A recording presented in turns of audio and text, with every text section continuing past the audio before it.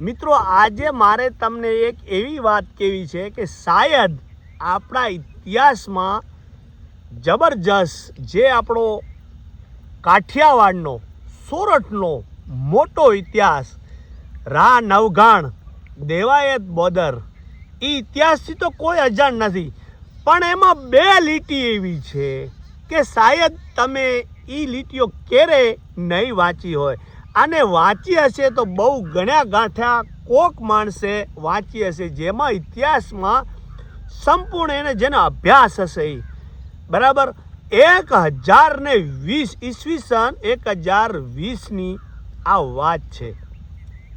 તમે આ ઇતિહાસથી તો વાકુફ છો, પણ તમને કોઈ કેમ કે ભાઈ દેવાયત બોદરના દીકરાનું નામ ઉગો હતું એ સાંભળેલું, પણ કોઈ પુસ્તકમાં એવું વર્ણન હોય કે એમનું નામ વાસણ હતું, તો આપણને થાય કે ભાઈ પુરાવા વગર આ વાત કેવી રીતે માની શકાય.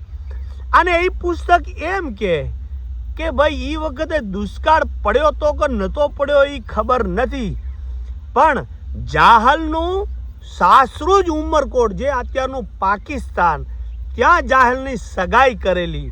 તો આ જે બે લીટીઓ છે ખરેખર આપણને અહીંયા એમ સમજાવવામાં આવ્યું કે એ ટાઈમે દુષ્કાળ પડેલો ને ત્યાં એ લોકો વર્તવા ગયેલા. પણ અમુક મુદ્દાઓ તમને કહું એના ઉપરથી એમ લાગશે કે ના ક્યાંની વાત સાચી હોય. 60 વર્ષ પહેલાં સિંધી અક્ષરોમાં રખાયેલું ત્યાંનું જ પુસ્તક, એમાં એનો પુરાવો છે બરાબર. અને એમાં એમ લખે છે કે જ્યારે આહિર ત્યાંથી ચિઠ્ઠી લઈને આવેલા, એ પુસ્તકમાં એવું લખેલું છે કે ખરેખર જાહરના લગ્ન પહેલાં એક કરાર કરેલો અને એ જ કરાર નવઘણને વંચાવેલો. ત્યાંથી પેદલ કે ઘોડેસવાર એ વ્યક્તિ આવેલ. લગભગ જુનાગઢનો અને અમરકોટનો ડિસ્ટન્સ મેપમાં અત્યારે 729 બતાવે છે, પણ કદાચ સીધા હાલ્યા હોય તો 600 જેટલું તો હોઈ શકે. એટલે આવી વાતો એની અંદર ઉલ્લેખ છે. અને બીજી વાત, મેં જૂનવાણી એક વાર્તા કાનજી બુઢા બારોટને સ્વરમાં સાંભળેલી, એમાં એવું કીધેલું કે ભાઈ ઈસવીસન 1010માં જ્યારે એમના પિતાની હાર થઈ અને 10 વર્ષ દેવાયત બોદરે રા નવઘણને છુપાવી રાખ્યો, પણ એમના ઘરે થોડો છુપાવી શકાય. આવડો બધો એક મહાન પરાક્રમ કરવું અને એ ઘરમાં થોડો એક રાજવીને રાખી શકે. એમના સ્વરમાં મેં સાંભળેલું એમની વાર્તામાં કે માલધારીના ભેગા દરિયા પાર, જેને લગભગ ઘણો બધો સમય સુધી રા નવઘણને સંતાડી રાખેલ બરાબર. એટલે દરિયા પાર હવે જો સગાઈ જાહલની ઉમરકોટ કે અમરકોટની અંદર કરે તો ત્યાં એના સગાવાલા જરૂર હોવા જોઈએ, ત્યાં એના રિશ્તેદાર કે પોતાની સગવડ જરૂરથી હોવી જોઈએ, તો જ પોતાના વિશ્વાસુ દીકરા સમાન રા નવઘણને ત્યાં મોકલ્યો હોય.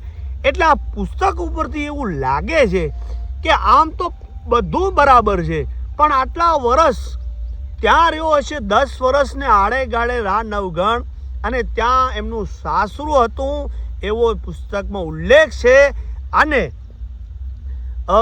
ઉગાનું નામ વાસણ હતું આ પણ ઉલ્લેખ છે.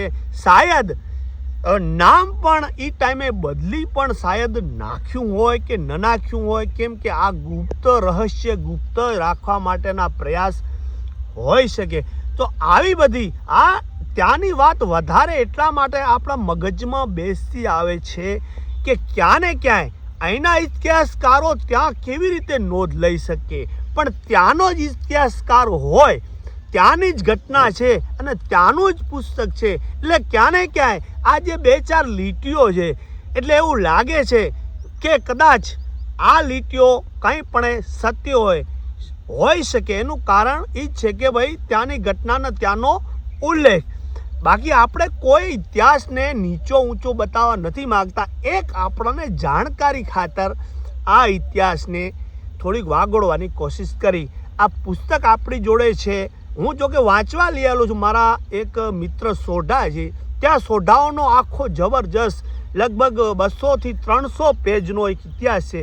એમાં ત્યાંનું 60 વર્ષ પહેલાંનું પુસ્તક લખેલું, એને ગુજરાતીમાં કન્વર્ટ કરેલું, અને એ પુસ્તક